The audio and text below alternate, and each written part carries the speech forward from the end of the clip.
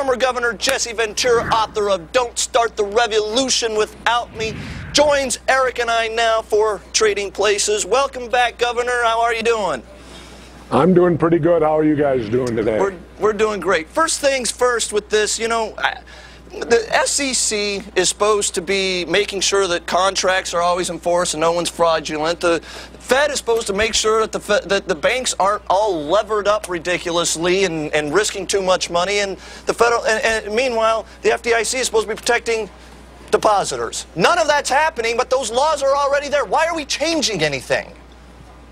I don't know. You know, I guess we're distracted by all the wars we're involved in. You know, instead of taking care of the home front, we're looking around the world trying to police everything else going on in the world. I don't have the answer for you. So, Governor, would you just suggest that we kind of put our hand? I mean, it sounds very libertarian. Can I kind of put you in that bubble? You're a libertarian. Oh, yeah. Put our hands up and say, hey, you know what? Let the world deal with their problems. We'll deal with ours.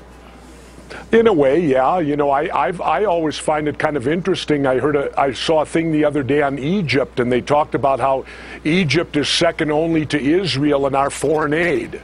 And I sat back and looked and thought, foreign aid, our country's totally in debt up to its neck.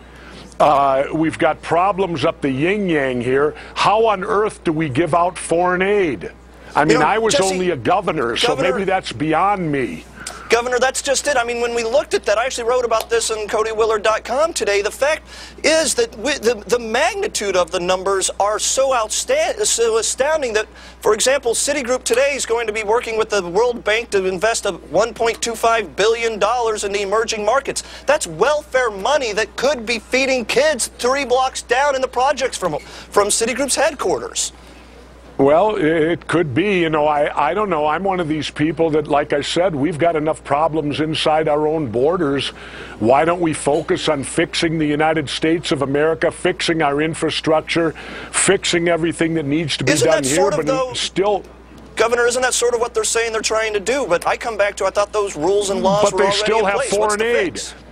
Let me be simple. How can you have foreign aid? It's like you individually. Your house is mortgaged to the hilt. You're going to lose it. It's going to be repossessed. But Uncle Bob calls up and wants $500 from you. How do we give out foreign aid?